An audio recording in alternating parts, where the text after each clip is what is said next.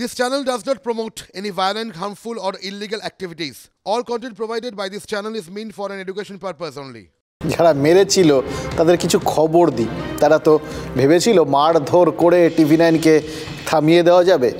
টিভি9 সে তো এই ছেলেপুলেগুলো যাদের দেখলেন, এই আমাদের সৌরভ, এই আমাদের গৌরব, এরাই তো আমাদের টিভি9, এরাই তো টিভি9 এলাকাতে, তারাই টিভি9। এরা কীরকম জানেন? সৌরভের মাথায় লেগেছে।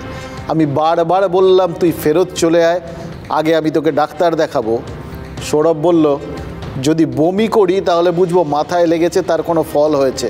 যতক্ষণ বমি করছি না আমি কাজ করে যাব।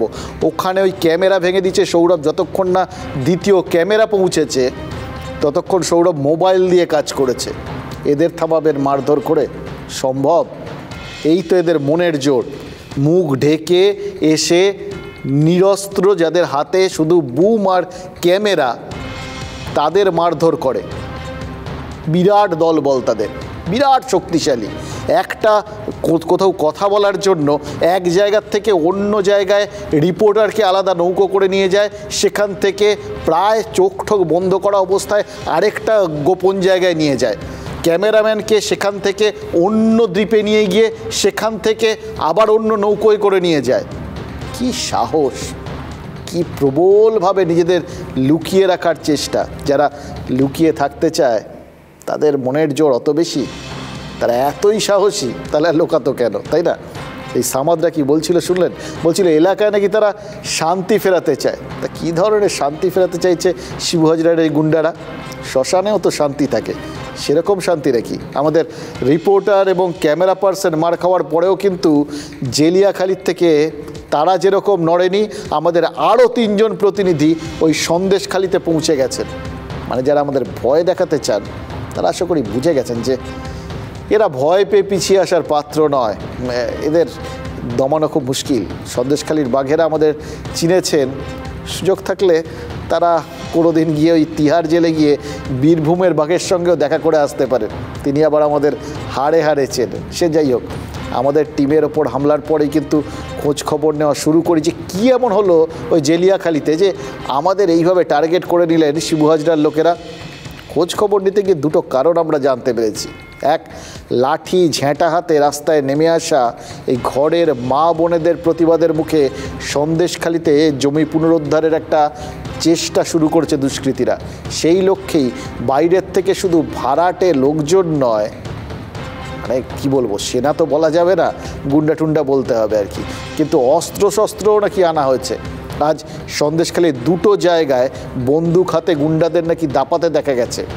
আর দেখার পর মনে হচ্ছে রাশিয়া ইউক্রেনের যুদ্ধে ইউক্রেনের সঙ্গে এটে উঠতে না পেরে ঠিক যেরকম ওই ভাড়াটে সেনা নামিয়েছিলেন পুতিন, সেরকমই প্রতিবাদের মুখে দিশা হারিয়ে নিজেদের বাহিনীর বদলে ভাড়াটে বাহিনীর ওপরই আস্থা রাখছেন এই শিবু হাজরারা। দেখুন, এরা সত্যি সত্যি এদের ছাড়া এদের অসহায় কিনা এই প্রশ্নের উত্তরটা আপাতত না পেলেও একটা বিষয় বুঝতে পেরেছি, জানেন তো, সেটাই আমাদের টিমের ওপর হামলার দ্বিতীয় কারণ। সন্দেশখালিতে যে ভয়ের রাজত্বটা ভেঙে খান খান করে দিতে চাইছেন এই প্রতিবাদীরা, যে ভয় ভেঙে জনজাগরণ ঘটেছে, সেই ভয়টা কিন্তু যে কোনোভাবে যেন তেন প্রকারেণ একটু ফিরিয়ে আনার চেষ্টা শুরু হয়েছে। ওটাই তো আসল। ওটা না থাকলে তো সব শেষ। জেলিয়াখালির এক কৃষক আজ মাঠে চাষ করছিলেন, তখন তার ওপর চড়াও হয় দুষ্কৃতীরা, বেধড়ক মারে।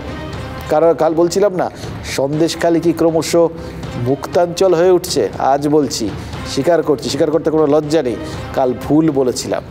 সন্দেশখালি নতুন করে মুক্তাঞ্চল হওয়ার কোনো প্রয়োজন নেই, জানেন তো। সন্দেশখালি মুক্তাঞ্চল ছিল, সন্দেশখালি মুক্তাঞ্চল আছে। যে মুক্তাঞ্চলে আইনের শাসন না, গুন্ডাদের শাসন চলে। জেলিয়াখালির যে কৃষক আজ মাঠে চাষ করার সময় মার খেলেন, তাকে প্রতিবাদীদের একজন ভেবে মেরেছে দুষ্কৃতীরা। তারা ভেবেছিল ও নিশ্চয়ই ওর মধ্যেই ছিল। মার খেয়ে তারপরে ঘটনাটা আরও মারাত্মক। ওই আহত কৃষক তিনি ডাক্তার দেখাতে গিয়েছিলেন। চিকিৎসক কি বলেছে জানেন? বলেছেন আহত মানুষের চিকিৎসা করলে নাকি তার সমস্যা হবে। তাই এরপরে চিকিৎসার আশা ভুলে ওই কৃষক পুলিশের কাছে গেছিলেন একটু সুবিচার চাইতে। কিন্তু তার অভিযোগ পুলিশও বোধহয় কোনো সমস্যার কথা ভেবে সাহায্য করার কোনো আগ্রহই দেখায়নি।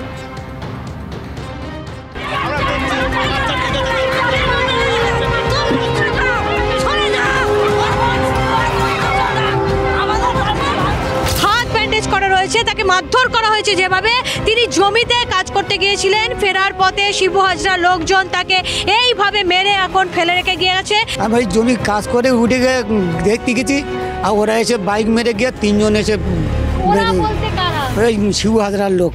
আপনাকে কেন মারলো? আমি চুপ করে দাঁড়িয়ে আছি, ছুটে এসে বল মারতে এসো, ঘর দর পড়াতে এসো, ওই জন্য বলে আমার ছুটে এসে মারতে এসে মেরেছে আমার এসে।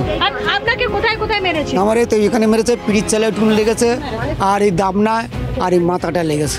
সে ডাক্তার আমার দেখায়নি, বলে আমার দেখাইলে আমার শরীর আমার অসুবিধা হবে। মানে চিকিৎসক বলছেন তিনি যদি আপনার ট্রিটমেন্ট করেন তাহলে তার অসুবিধা হবে বলে আমাদের ট্রিটমেন্ট করিনি, আমাদের এই আপনার পায়ে কি ভেঙে গেছে না পা ফুলে গেছে?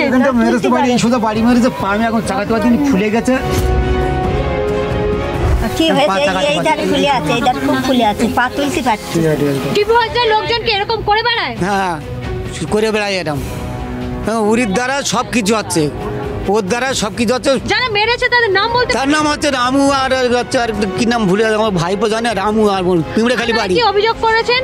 থানার পুলিশও ছিল কাছে, ওরা কোনো দেখিয়ে করিনি। পুলিশ এখন এসেছিল এখানে? হ্যাঁ, পুলিশ ওখানে ছিল। আপনাকে আপনি বলেছিলেন? হ্যাঁ, বলতুন বলে আমাদের মারধর করতে, তোমরা কোনো তারাই আবার দেন ঘুরে ঘুরে মারতে আসতে চলো পুলিশরা। এই কৃষকের অভিযোগ, তার অভিযোগ নিতে পুলিশ নিষ্ক্রিয় ছিল, শুনলেন তো। সেজন্য সন্দেশখালী থানাকে আগাপাস্তলে নিষ্ক্রিয় ভেবে বসবেন না যেন।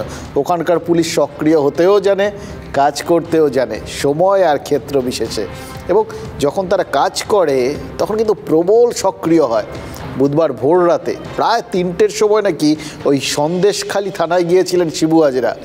100রও বেশি প্রতিবাদী গ্রামবাসী আর বিরোধী কয়েকজন নেতার নামে এফআইআর দায়ের করেছেন তিনি। আর শিবু হাজরার এফআইআর পাওয়ার ঘন্টা 7 মধ্যে, ভোরবেলা 7 সকালের মধ্যে, মানে 3টের থেকে 7টা, সকাল 10টা, এর মধ্যেই পুলিশ 3 জন আন্দোলনকারী তাদের গ্রেফতার করে ফেলেছে। তাদের বিরুদ্ধে কড়া কড়া ধারায় মামলাও প্রায় সঙ্গে সঙ্গে দায়ের করে দিয়েছে। ভাবুন, এই সন্দেশখালী থানায় কিন্তু ওই উত্তম সর্দার বা শিবু হাজরাকে হাতে পেয়েও ধরেনি। মানে বুধবার উত্তম সর্দারকে জনতার হাত থেকে উদ্ধার করে হাসপাতালে তো নিয়ে গেছিল পুলিশই, তাদের হাতেই তো ছিল। আর শিবু হাজরা তো শুনলেন সন্দেশখালী থানায় পায়ের ধুলো দিয়ে নিজেই গিয়েছিলেন। অথচ এই দুজনের বিরুদ্ধে পুলিশে অনেক অভিযোগ রয়েছে। নির্দিষ্ট অভিযোগ থাকা সত্ত্বেও এদের কেন ধরতে পারছে না পুলিশ? তাই থানার সামনে আজ চুরি হাতে হাজির হয়েছিলেন প্রতিবাদী মহিলারা। ভাবি, জানেন তো, পুলিশ কেন যে বারবার এভাবে যেচে যেচে বিব্রত হতে চায়, কে জানে, কি আনন্দ পায়।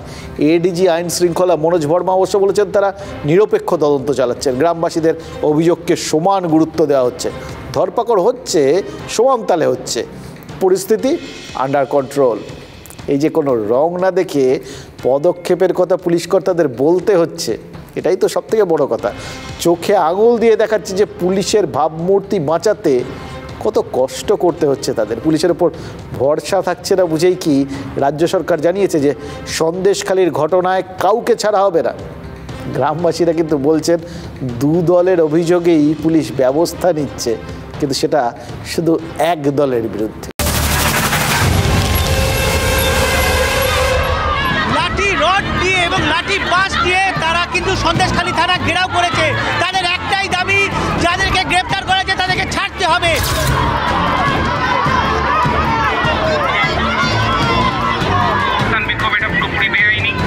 ছেলেদেরকে ধরা হলো কেন? ছেড়ে দাও, ছেড়ে দাও, কেন ধরলো?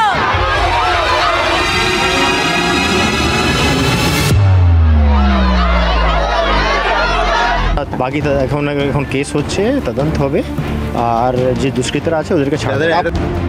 আন্দোলন করেছে বলে, প্রতিবাদ করেছে বলে তারপর তার জন্য ধরা? পুলিশেরা ঘুষখোর, পুলিশেরা ঘুষ খেয়েছে। কেন ঘুষ খেয়ে আমাদেরকে, মহিলাদেরকেও মেরেছে, আমাদেরকে মেরেছে। ওদের গ্রিভান্স আছে, আমরা রিজলভ করব, কিন্তু যদি কেউ আইন হাতে নেবে ওর এগেন্সে অনেক কড়া পদক্ষেপ নেওয়া হবে। সিপিআইএমের রাজ্য কমিটির সদস্য সহ আমাদের কর্মীদেরকে এবং ওখানকার যে মা বোনেরা এগিয়ে এসছেন, মহিলারা এগিয়ে এসছেন, যে মানুষগুলো প্রতিবাদ করছে তাদের নামে মিথ্যা মামলা করছে।